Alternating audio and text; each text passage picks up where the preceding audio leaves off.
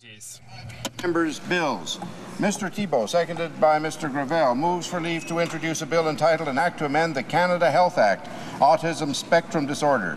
This motion is deemed adopted. The Honourable Member for Sudbury. Thank you, Speaker.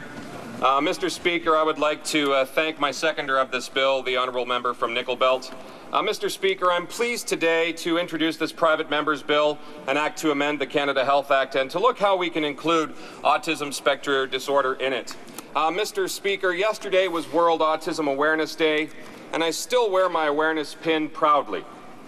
We as parliamentarians need to work together to provide individuals with ASD and their families with the right supports.